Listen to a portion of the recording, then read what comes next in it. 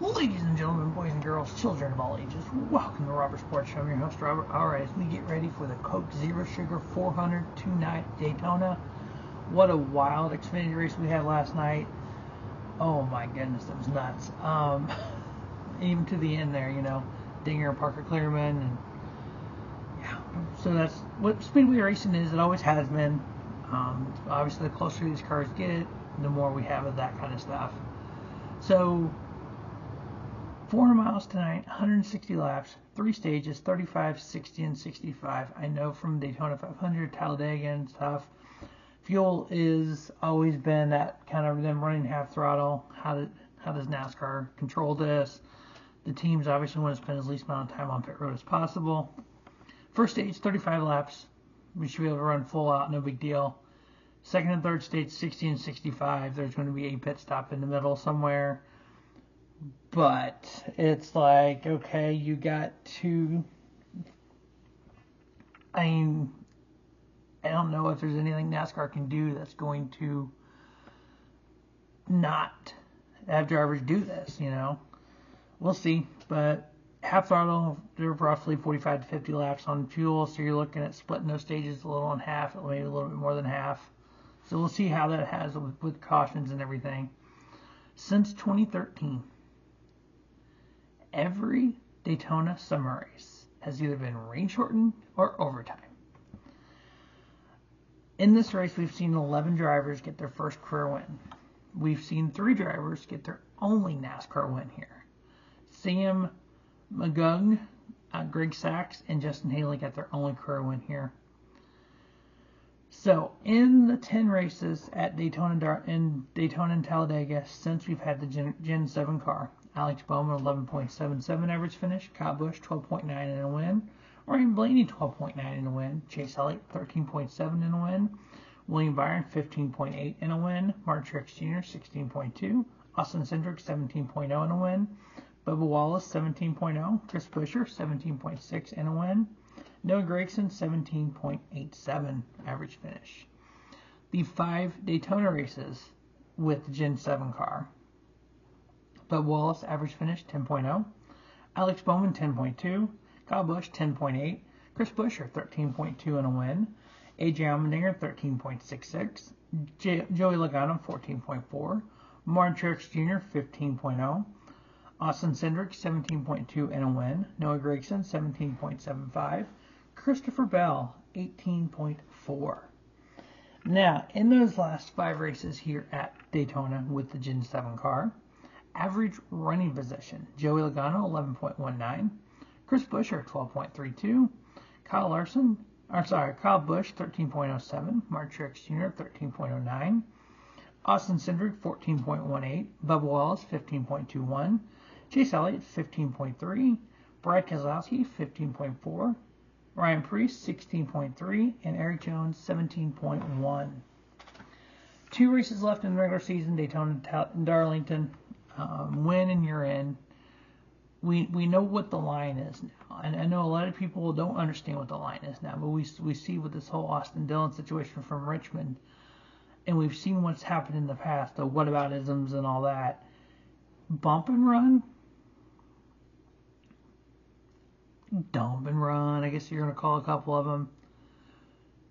Those are part of racing.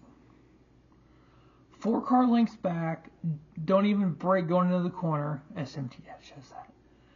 And you end up taking out 2, and you wipe out the leader, and then you hook somebody else just to win a race. That's the line. I honestly think if the Logano situation would have only been, you know, the 4 car lengths, dives into the corner, wipes out the leader, goes on the win race, we're not talking about this incumbent victory and Dillon in the playoffs. But I think because there was 2 things there, that's why. So we know where the line is. Everybody in that graduate knows where the line is. So we have a battle for the regular season title. Now, what makes this? I know I've seen a lot of people online comments going, points don't matter. Only thing that matters is the playoffs. Actually, that's incorrect. Points matter more than what people will understand here. So here's the thing. Right now, regular season points leader, Kyle Reddick, has 2 wins. He leads over Chase Elliott with 1 win, who's 10 points back. If Tyler Reddick wins the regular season title, he gets 15 bonus points. Chase Elliott gets 10 bonus points. So that's 5 bonus points. Remember, when we do the reset, any of the bonus points earned, stage wins, regular season inning standings, those bonus points carry on to the next round. So when you have 30 bonus points to start a round, you start each round with 30 bonus points. So you can technically lose 30 points to the second place driver in those rounds of playoffs and still move on because of bonus points. Ask Martin Truex Jr. about that. He did that last year. He moved on because of all of his bonus points. And then it goes down to 8, 7, and all the way down to 1. So there is a 7-point difference between first and third in regular season title for those bonus points. So right now, Reddick leads Elliott over by 10, and then Kyle Larson by 32, and then Ryan Blaney by 82. So if the season were to end right now, I mean, look with Denny Hamlin. With the points penalty he just got, he drops currently to 6th in points. 6th in points, gets 5 bonus points. He would have probably been, what, 2nd, I think is where he was at before the penalty. Alright, so hold on, let's take a look here. His points penalty was a 75-point penalty.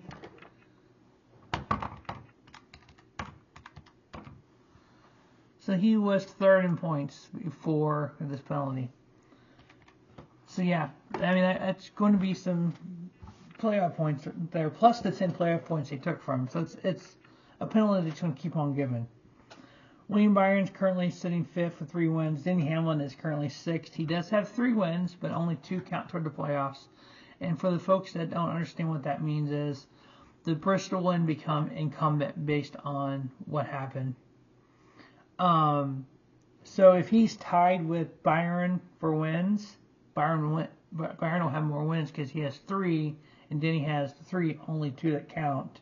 Same with Seabell, he has 3 wins, Denny only has 3 but 2 that count. So if they end up tied for a points position, Denny will lose out because one of those wins doesn't count toward playoffs. It does count towards career total and all that still. And then Martin Truex is 8th plus 177 plus 77 to the cut line. He has a bad race that could go away quickly. We saw it drop already. Brett Keselowski with a win. Ty Gibbs is 10th in points plus 39. So if he would make the playoffs right now, he gets 1 bonus point. He is ahead of Alex Bowman by 17 points. So that's 1 additional playoff point right now Ty Gibbs will get over Alex Bowman.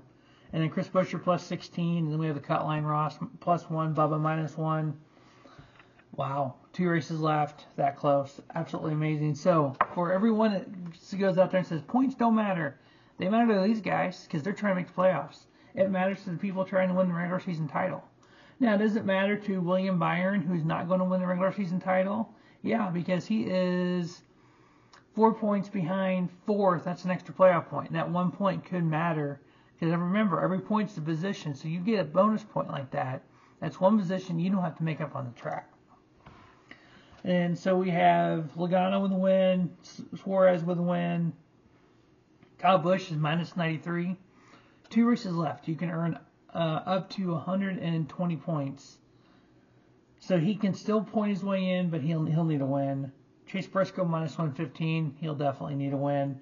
And then Austin Cindric is 19th that has a win. So everybody that is 20th or back in points, which is Todd Gilliland minus 151, he is mathematically impossible for him to point his way to the playoffs. So Todd Gilliland, Michael McDowell, Carson Hocevar, Josh Berry, Noah Gragson, Ricky Stenhouse Jr., Ryan Preece, Eric Jones, Justin Haley, Austin Dillon, Daniel Hemrick, all including Corey LaJoie, John Hunter, Zane Smith, Harrison Burton. The only way they make the playoffs in 2024 is win Daytona or Darlington. That is it. No points, no nothing. They are going for a win and a win only. Points mean absolutely nothing for them.